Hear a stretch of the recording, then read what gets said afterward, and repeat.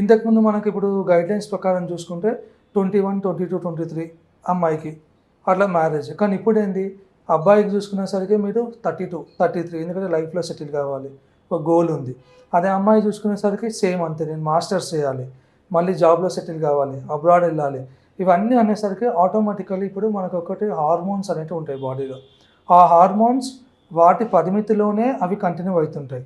ఇప్పుడు certain duration ఉంటుంది మనకు, ఫెర్టిలిటీ పీరియడ్ అంటాము, ఇన్ఫెర్టిలిటీ పీరియడ్ అంటాము.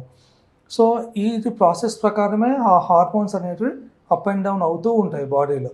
సో అందుకోసమని ఏ ఏజ్లో కావాల్సిందో ఆ ఏజ్లో అవుతూనే మంచిదని చెప్పి మన పెద్దవాళ్ళు చెప్పేవాళ్ళు. సో ఏదైనా సరే ఆ టైంకి అయిపోవాలంటాం. కానీ ఇప్పుడు మనం ఏం చేస్తున్నాము, ప్రకృతికి విరుద్ధంగా అంటే లేట్ మ్యారేజెస్. అప్పుడు హార్మోన్స్ ఎట్లా ప్రొడ్యూస్ అవుతాయి? ఇప్పుడు ఎక్స్టర్నల్ సోర్స్ కావాలి కదా, మనం వాటి స్టిమ్యులేట్ చేయాలంటే ఏదో చేయాలంటే ఇంజెక్షన్ టాబ్లెట్ రూపంలో చేయాలి. అప్పుడే అవి పరిమితి మోతాదులు అవి కంటిన్యూ అవుతాయి. అవి అప్పుడు ఒకవేళ పిండం కావడానికి బేబీ ఫామ్ కావడానికి లోపల హెల్ప్ చేస్తాయి.